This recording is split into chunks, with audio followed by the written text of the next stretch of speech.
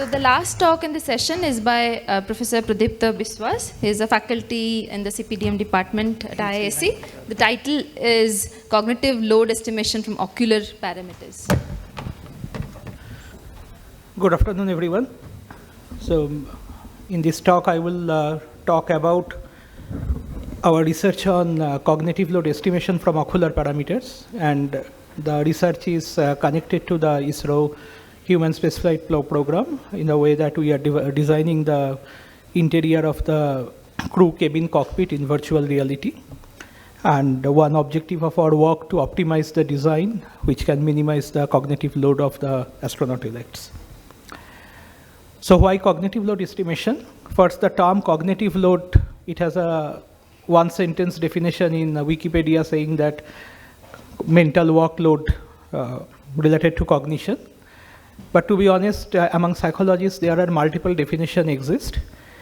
And the primary research on cognitive load estimation started from this gentleman, George Miller, who first popularized the theory of the limited capacity of working memory, which we popularized as 7 plus minus 2 bit of information, although there are later research which shows that it's not that simple, but still it is accepted that we have a limited capacity in working memory.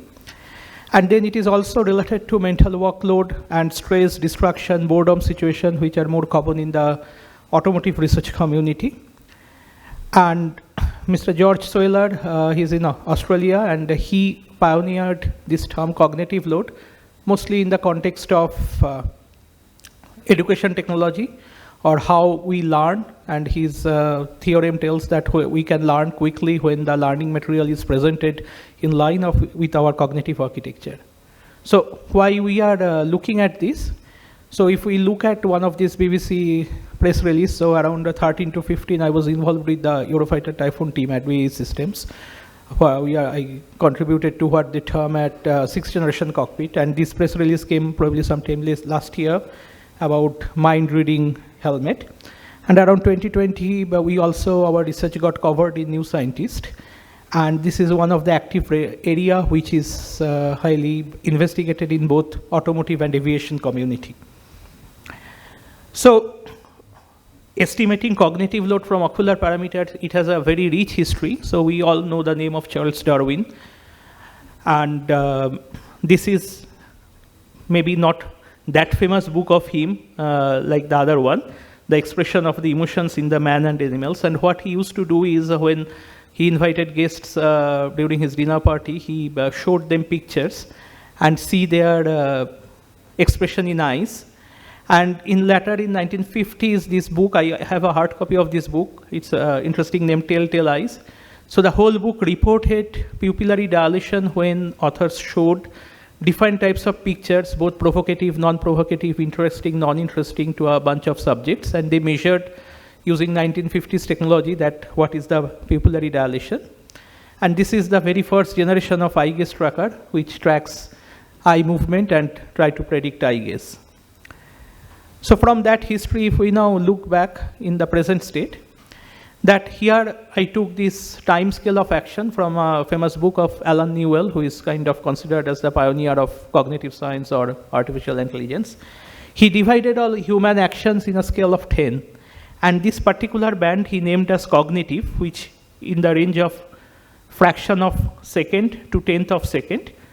And most cognitive load estimation techniques in literature, what they do that it does not assign a unit to the measurement, but it is correlation based, either based on ground truth, something like EEG, where we know that, or which has more robust physiological background, or we create experimental conditions, say for example, the famous NBAC test where we progressively ask participants to remember more data and correlate physiological parameters or their combinations. So we started working on it long ago. So we initially, of course, used laboratory studies. These are some representative graphs.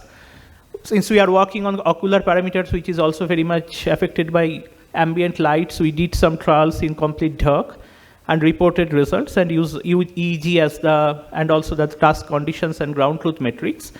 And we explored many different characteristics like pupil dilation, wavelet transformer pupil dilation, a type of microsaccadic gas movement called saccadic intrusion or square wave jerks, which has been used by doctors for Alzheimer's treatment also, and fixation rate, fixation duration, and so on.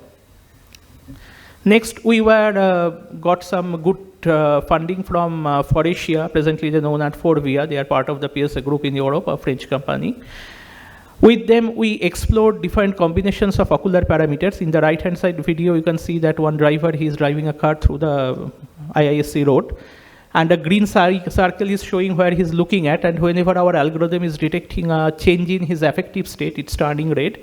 And you can see the association with outside event when a scooter is crossing him from the wrong side, it's turning red. And this work we already applied for patent, and what we found that a combination of parameters combined through a deep neural network predicted the affective state best, or we have got the best correlation with outside event. Next, we move on to aviation study. Sorry about the noise. So I had a student in AST, co-supervised by Dr. Abhay Pashilkar. With help of him, we collected some ocular data from actual pilots who undertook air-to-ground dive attacks using Hawk trainer aircraft and Jaguar.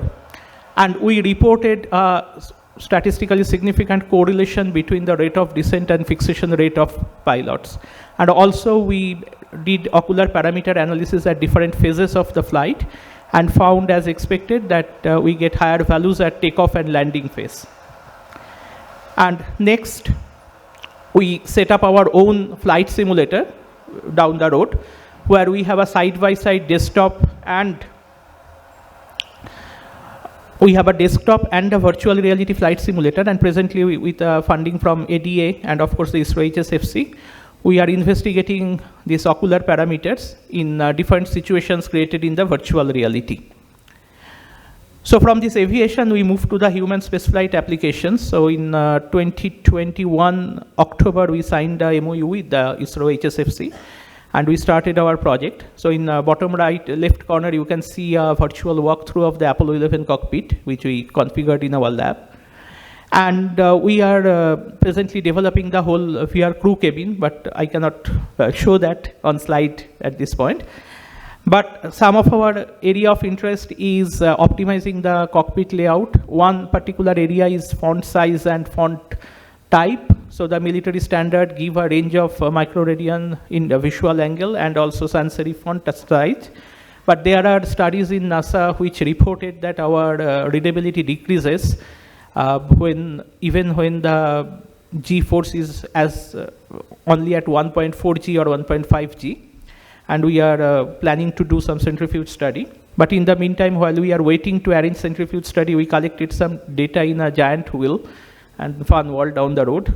And we already noted some interesting effect that the readability decreases when even the G-force, when it is changes by very little in this giant wheel. And bigger font size is faster, in particular when the G-force is higher. So with that, this will be my last slide. So cognitive load, it is estimated through correlation, not measured with unit like physiological parameters. And different combination of physiological parameters found to give better accuracy than individual physiological parameter, whether it is EEG or whether it is ocular parameters, heart rate or whatever. And there is not a theory of everything, that a single technique which can work best in every situation. It's very much person sensitive, very much situation and application sensitive. And that's why we need to collect data in situation which is as close to as the actual situation, which can give us the better accuracy.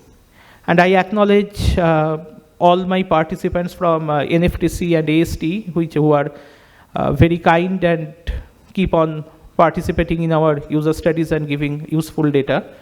And on top right corner is my PhD student, Ms. Archana Hebbar. She's a principal research scientist at NIL, co-supervised by Dr. Pashilkar. And also Wing Commander Dilli Babu, who helped us to collect the data in actual flight. And bottom left corner is one of our intern from AIIMS New Delhi, who is working on analyzing the EEG data so that we can get better ground truth metrics. So with that, I will finish my presentation, and if anyone has any question, I will be happy to answer. Thank you.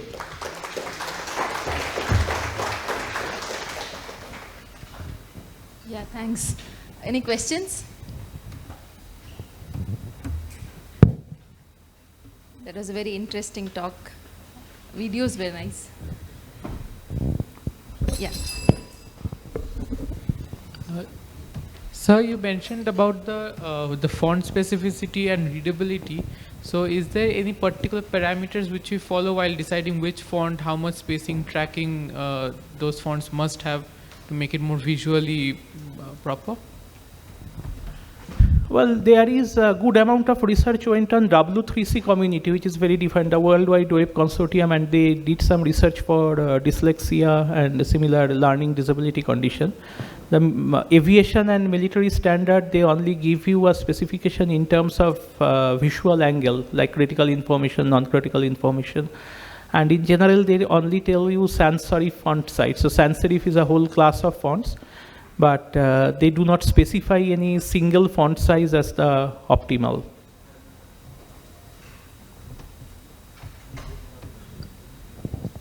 Any other question? Are we allowed to participate in the flight simulations? Anytime. Okay, that was the last talk of this session. Let's thank the speaker once again.